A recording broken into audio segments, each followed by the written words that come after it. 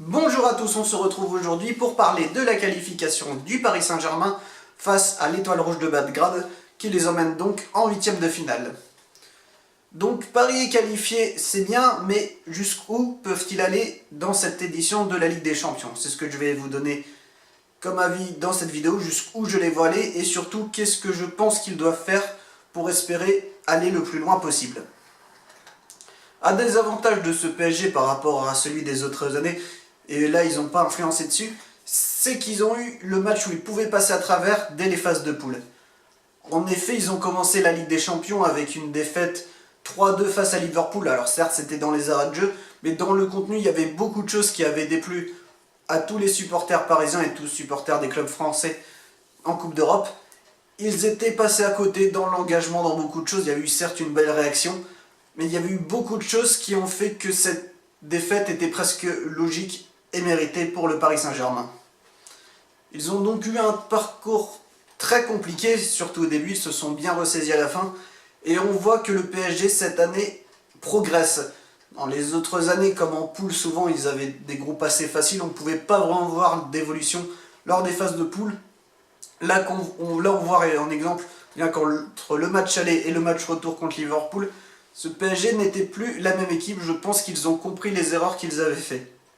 C'était pas le cas lors des autres saisons. Rien que l'année dernière, ils sont arrivés face au Real Madrid, où ils avaient fini premier de leur poule et le Real deuxième. Et dans le contenu du match, ils avaient été plus que convaincants face au Real Madrid, et il y avait juste eu un coaching gagnant pour le Real Madrid et défectueux pour le Paris Saint-Germain qui avait fait pencher la balance. Mais cette année, ils ont eu le match où ils pouvaient passer à travers. Donc déjà là, c'est un gros point positif pour le PSG cette année, c'est que ils ont eu le match qui leur a dit attention, faites attention les gars, sinon si vous refaites un match comme ça passera pas. Donc là c'est déjà un énorme avantage par rapport à d'habitude. Ils savent que leur marge de manœuvre est pas si énorme par rapport aux autres équipes du même niveau. Donc cette année, en plus en deuxième de poule, à part selon moi l'Atlético Madrid qu'il faut absolument éviter, pour passer les huitièmes de finale, je pense déjà que ça devrait passer, hein, sauf s'ils tombent sur l'Atlético, où pour moi ce serait la seule équipe où ils seraient vraiment embêtés, je ne les vois pas passer. Face à n'importe quel autre deuxième, je pense que c'est jouable. Après, tirage idéal pour moi, ce serait l'Ajax ou Schalke. Mais bon, voilà, donc là aussi, même si l'année dernière, évidemment, une des seules équipes qu'il fallait éviter, c'était le Real et ils tombent dessus. Mais là, à part l'Atlético, je pense que déjà, ils vont passer les huitièmes et ça leur ferait de bien, parce que 2 éliminations consécutives en huitième, ça fait déjà tâche, alors une troisième, on ne parle même pas de l'effet que ça ferait du côté du PSG. Mais pour moi, le point le plus important et qui va définir le reste de la saison du Paris Saint-Germain, c'est son mercato hivernal qui arrive très bientôt. En effet, je pense que, même si c'est un peu tôt, je pense, pour juger Thomas Tuchel et le boulot qu'il fait au Paris Saint-Germain, je pense que la phase de poule du PSG a montré qu'il fallait s'appuyer sur le collectif, qu'il fallait jouer au football simple et qu'il n'y avait pas trop d'ego qui devait aller au-dessus des autres. Donc pour moi, lors de ce mercato, et je parlais de l'ego parce que j'en viens à un joueur que, à mon avis, le PSG doit se séparer, c'est Adrien Rabiot. Je pense que maintenant, est-ce que ça vaut encore la peine de s'entêter à prolonger pour un prix d'or Rabiot? Pour moi, je pense que ce n'est pas la peine. Je pense qu'il aura une bonne valeur marchande en plus. Et il y a plein de joueurs qui, selon moi, seront plus utiles que Rabiot au PSG. Ça ne sert à rien de lui faire un prix d'or pour Rabiot. Et c'est le milieu de terrain, ça va être un problème pour le PSG qu'il faut absolument qu'il recrute selon moi, parce que faire la saison avec Verratti et Marquinhos en Ligue des Champions, je suis pas sûr que ça tienne le coup sur toute la saison. Peut-être que quelques moments ce sera brillant, mais pour moi il faut vraiment un gars solide, un peu comme avant quand il y avait Thiago Motta ou même un Matuidi.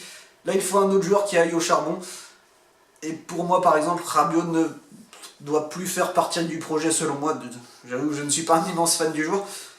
Mais je pense que le PSG a montré dans cette phase de poule qu'il fallait s'appuyer sur le collectif, faire les efforts défensifs. Pour certains joueurs du PSG, c'était un peu nouveau, on va dire.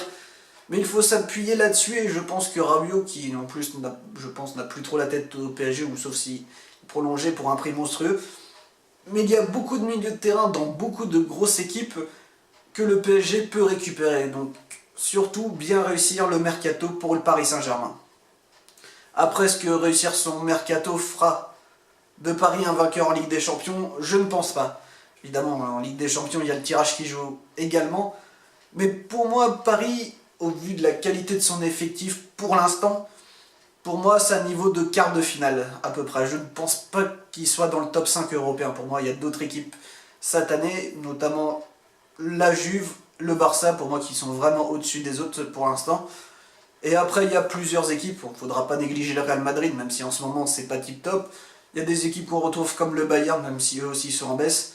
En Angleterre, il faut se méfier, même si Manchester City n'a pas réussi à battre Lyon. C'est quand même une grande équipe avec des grands joueurs. Pareil pour Liverpool qui ont fini deuxième, mais ils ont posé des problèmes et c'est les derniers finalistes, donc attention.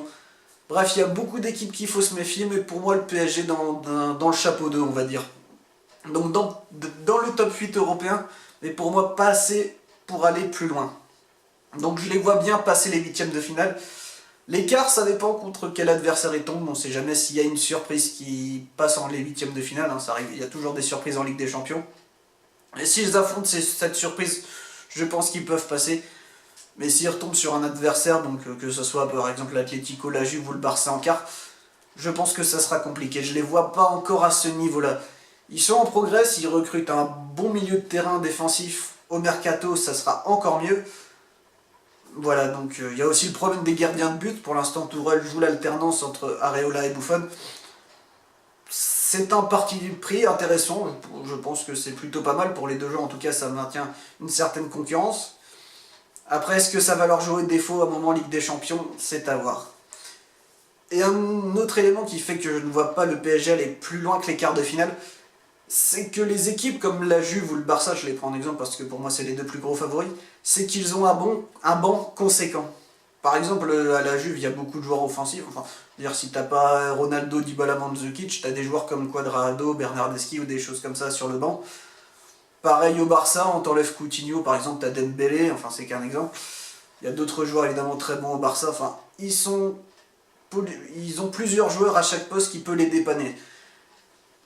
Au PSG, c'est pas la même chose. Si t'enlèves par exemple, si on a le même cas que l'année dernière, Neymar qui est blessé, je pense que cette équipe n'aura pas le même niveau. Je pense que même si je suis pas un grand fan de Neymar, si t'enlèves Neymar dans cette équipe et que tu remplaces par, je sais pas, un autre joueur offensif comme Draxler, que j'aime beaucoup pourtant, mais je pense que le niveau baissera, mais ils n'ont pas de remplaçant à tous les postes. Si au milieu de terrain, par exemple, il n'y a que 2 blessés, ça peut arriver.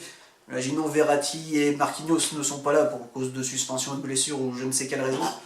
Je pense qu'ils ne pourront pas compenser ce manque. Donc il faut renforcer l'équipe. Pas forcément, alors aussi un titulaire en plus au milieu de terrain, mais surtout densifier certains postes. Car ils ont pris le parti des jeunes, c'est bien, mais s'ils veulent aller dans leurs ambitions de gagner la Ligue des Champions, il faut se renforcer malgré les menaces du fair play financier. Donc il faudra peut-être vendre certains joueurs, mais il faut se renforcer. Pour moi, il y a certains postes dans cette équipe où il manque clairement de solutions s'il y a beaucoup de blessés. Et en Ligue des Champions, c'est ce qui fait la différence.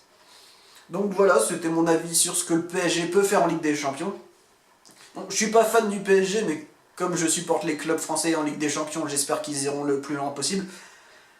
Après, ils peuvent faire un exploit, peut-être, je sais pas, mais pour moi, c'est difficile de les voir faire un exploit cette saison.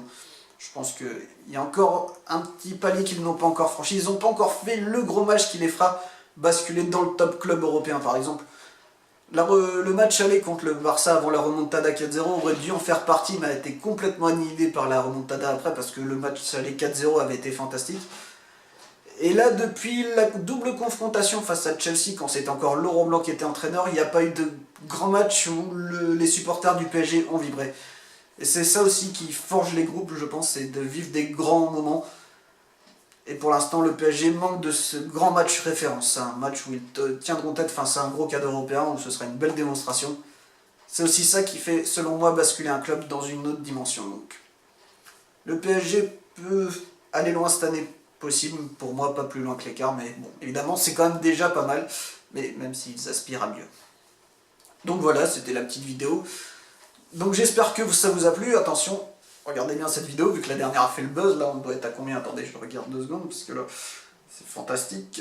Nouveau format qui prend forme, puisque la dernière fois on a fait beaucoup trop, je regarde. Voilà, 19 vues sur la dernière vidéo, donc si vous voulez battre ce record, n'hésitez pas à regarder la vidéo. Et en tout cas, prenez soin de vous, profitez bien de la Ligue des Champions et de tous les matchs qui arrivent, et en attendant, ne faites pas trop les foot.